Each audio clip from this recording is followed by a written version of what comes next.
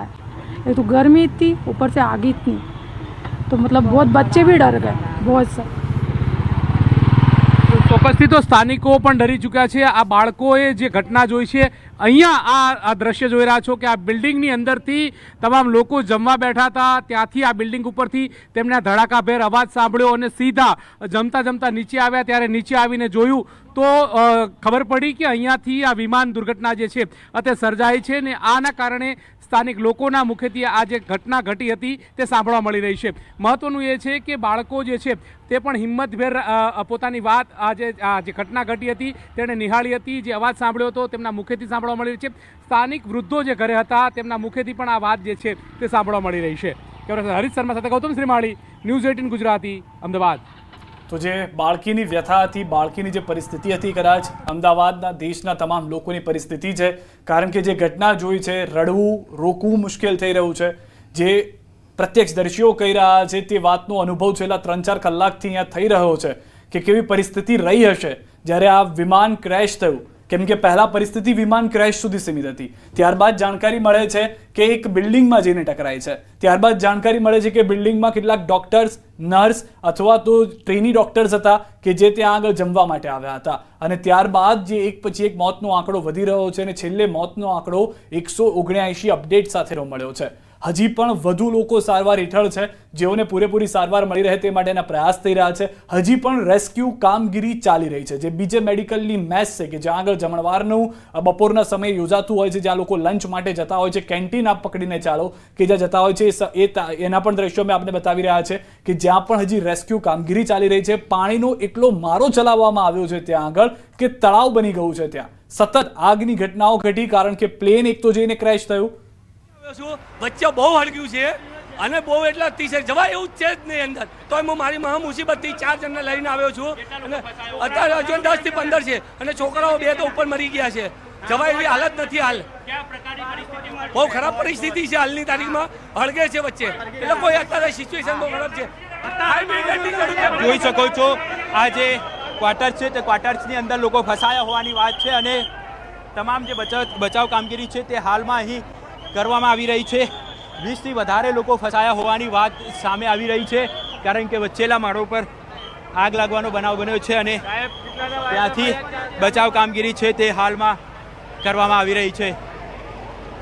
Fire બ્રિગેડના જવાનો છે તે પણ હાલ અહીં ઉપર જઈ રહ્યા છે અને જે પણ અહીં લોકો રહેતા હતા, તે ફસાયા હતા, તેઓને બચાવવા માટેની કામગીરી છે તે કરવામાં આવી રહી છે।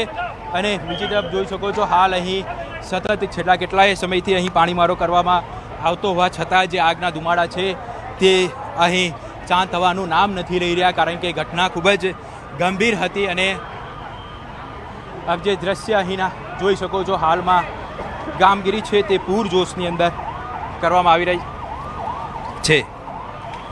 તો લગભગ 4-4.5 કલાકનો સમય થઈ ગયો છે જ્યારે આ દુર્ઘટના સર્જાઈ અને ત્યારબાદ પણ અમારા રિપોર્ટર અત્યારે લાઈવ જણાવી રહ્યા છે કે હજુ પણ ક્યાંક આગ દેખાઈ રહી છે, કેટલાક લોકો હજુ પણ બિલ્ડિંગમાં ફસાયેલા છે, તેમને બહાર કાઢવાનો પ્રયત્ન થઈ રહ્યો છે। બીજી તરફ જે બિલ્ડિંગ છે તે પણ હલી રહ્યું છે એટલા માટે કારણ કે એ બિલ્ડિંગ સાથે આ પ્લેન અથડાયું હતું, જેના કારણે બિલ્ડિંગ હજુ હલી રહ્યું છે।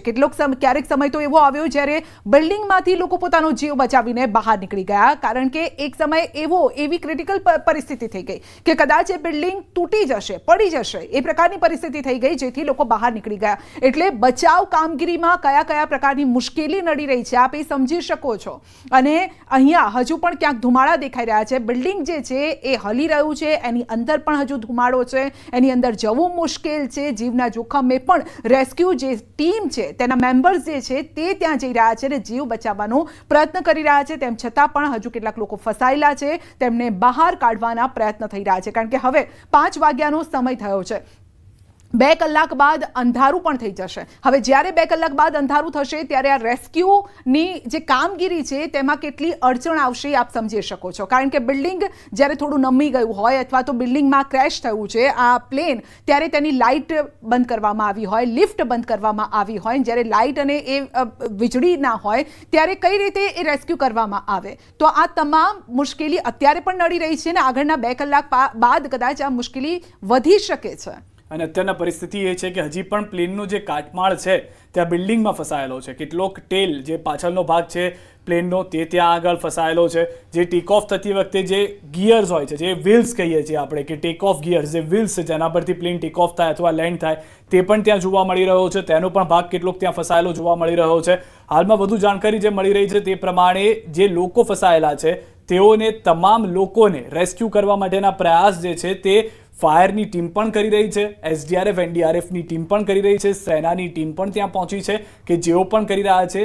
મેડિકલના 50થી વધુ રેસિડેન્ટ તબીબો હાજર હોવાની વાત જે ખુદ પ્રત્યક્ષદર્શીએ કરી છે તેને લઈને પણ જાણકારી મળી રહી છે. બીજી તરફના દ્રશ્યો, પાણીનો મારો હજી એટલે ચલાવવામાં આવી રહ્યો છે કારણ કે કેન્ટીન હતી, કેન્ટીનની અંદર ગેસના બાટલા હતા અને તેમાં બ્લાસ્ટના અવાજ એક પછી એક પ્લેન ક્રેશ થયા પછી પણ સંભળાઈ રહ્યા હતા અને તેના કારણે જ કોઈ પણ કાચું ન કપાઈ જાય. હવે કોઈ એવી પરિસ્થિતિ ન થાય જેના કારણે નુકસાન થાય તેવું જોવા મળી રહ્યું છે.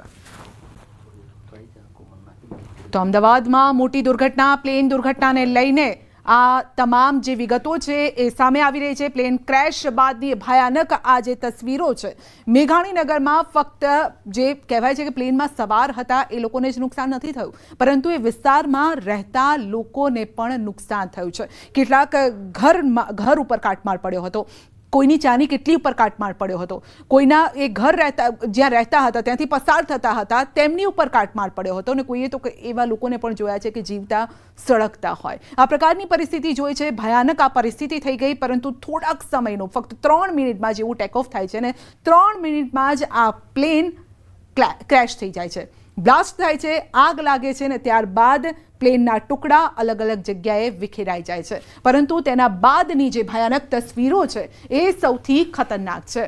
તો બીજે મેડિકલની હોસ્ટેલ પર આ જે કાટમાળ છે તે પડ્યો, 50થી વધુ ના મોત થયા છે જેમાં રેસિડેન્ટ ડોક્ટરો હતા. પ્લેન દુર્ઘટનામાં બીજે મેડિકલની હોસ્ટેલ પર જ્યારે પ્લેન પડ્યું ત્યારના છે અને તે સમયના અલગ અલગ એ દ્રશ્યો પણ સામે આવી રહ્યા છે. તો આ બિલ્ડિંગનો એ ભાગ છે સંધ્યા જેની આપ વાત કરી રહ્યા હતા કે જેમાં પ્લેનનો પાછળનો ભાગ હજી પણ જોવા મળી રહ્યો છે. જે બ્રેકિંગ ચાલી રહ્યા છે તેની નીચેના આપ દ્રશ્યો જોશો તો ત્યાં આગળ હજી પણ પ્લેનનો કેટલોક ભાગ ફસાયેલો જોવા મળી રહ્યો છે. હવે જે માનવામાં આવી રહ્યો છે તે આગળનું પ્લેનનો ભાગ હોઈ શકે છે. એ આગળનું છે, હા, જે કહેવાય છે બર્ડની જે ચાંચ હોય એ પ્રકારનો આ આગળનો પ્લેનનો જે ભાગ હોય છે એ ભાગ છે આગળનો, એટલે સીધું જ, એટલે આગળનો પાર્ટ છે એ જો ત્યાં પડ્યો હોય. जी द्वारा भी तुरंत उसके बारे में जानकारी ली गई. जो शोक संपन्न परिवार है उनसे भी बातचीत करी गई और जो भी अभी बिकॉज क्या स्थिति है रेस्क्यू की और सर्वाइवर्स की वो हमें थोड़ी देर से पता लगेगी, पर जो परिवारजन यहाँ पर है उपस्थित उन सभी को इस बात के लिए पूरा ये बात बताई गई है कि प्रशासन और सरकार पूरा उनके साथ है और जो भी उनको इस दुखद घड़ी में जो मदद की आवश्यकता होगी, जो सहायता की आवश्यकता है, तो वो हम प्रोवाइड कराएंगे. सर, सभी के परिजनों तक प्रशासन का जी संपर्क हो पाया? जो हमारे अभी तक प्रिलिमिनरी जानकारी में जो 4 पैसेंजर्स उदयपुर के आए हैं उन सभी के से प्रशासन का संपर्क हो गया. और भी किसी के होने की संभावना है सर? नहीं, देखिए अभी जो जानकारी में हमारे को जो जानकारी मिली थी उसमें 4 पैसेंजर्स थे, चारों के परिवारजन से हमने कांटेक्ट कर लिया. तो मुख्यमंत्री जी ने आपसे जानकारी दी? हाँ बिल्कुल, जैसा मैंने बताया, जैसे ही ये घटना हुई और उसमें इस बात की जानकारी आई कि उदयपुर के पैसेंजर्स थे तो माननीय मुख्यमंत्री जी द्वारा तुरंत इस पे बहुत चिंता व्यक्त की गई और जानकारी भी ली गई और जो परिवारजन है उनसे भी बातचीत करी गई. सर, ये घर से कब निकले थे? ये सब मेरे को आप एग्जैक्ट. Thank you sir.